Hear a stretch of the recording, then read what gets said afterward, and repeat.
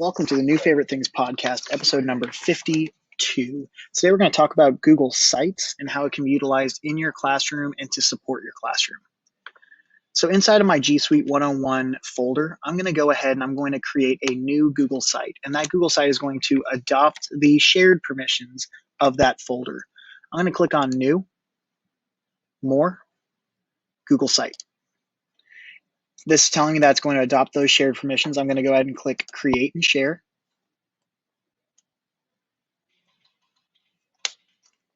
Now I've got a Google site that I can make edits to, and I can customize to what I need. Over here on your right-hand side, you have a wizard tool that's going to help you in inserting and organizing your Google site. On this Insert tab, you have the ability to insert text boxes where you can come in and you can change the style and the font to be a little bit more customizable to the eyes. You can also adjust the size of these text boxes and where they line up within your Google site. You can add images by either uploading them from your device or selecting them from Google. I'm going to go ahead and I'm going to do a Google image search.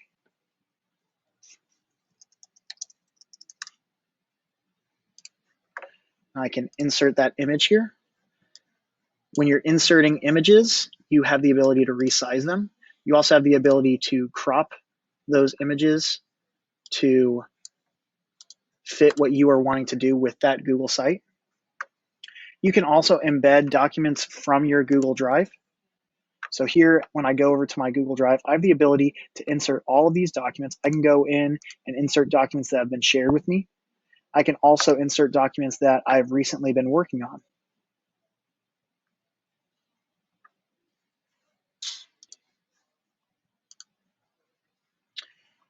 In Google Sites, you also have the ability to add different layouts. And with these layouts, they're easy templates that you can fill in with documents from your Google account, or images from the internet, or videos from YouTube. Really simple to use. All you have to do is click on that plus button and then utilize this toggle menu to be able to drop in that information. You also have the ability to organize your Google site into different pages. So on my wizard on the left-hand side, I can come over here to Pages, and I can see all of the pages for my site. Right now, I currently only have one, and that's my home page. I can go ahead and I can add a new page, and I'm going to add this page. I'm going to call it Page 2. And on Page 2, I can actually make Page 2 my home page. I can go in and I can specify what is going to happen with my homepage. I can go back and make the first page my homepage. I can hide this page from navigation. So if I have information that I don't want to be on a public website, I can prevent people from seeing that. I can also add a subpage. So maybe Page 2 is my bigger page. I'm going to insert Page 2A beneath it. And then I can actually duplicate pages so that now I have Page 2A, Page 2B, and I can take all of this now and I can stick it inside of my home page. So now I have this cascade of pages for my Google site. You can also come in and you can add in a link.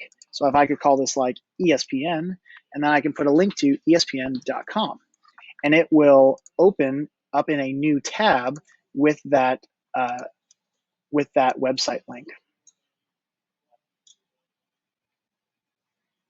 You can also customize the theme of your Google site. I can come in and I can find different types of Google sites that I want to customize to what I want to do with this site. I can change the primary colors. I can change the font styles. I can also come in and I can customize the actual page visual. So I can come in, I can click change image, and I can either upload an image that I've created or download it, and then I can select images from the gallery or from YouTube.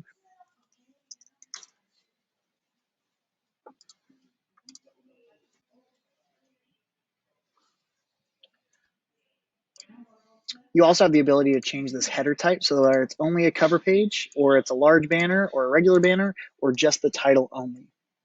And then you can always switch back to those different types as well.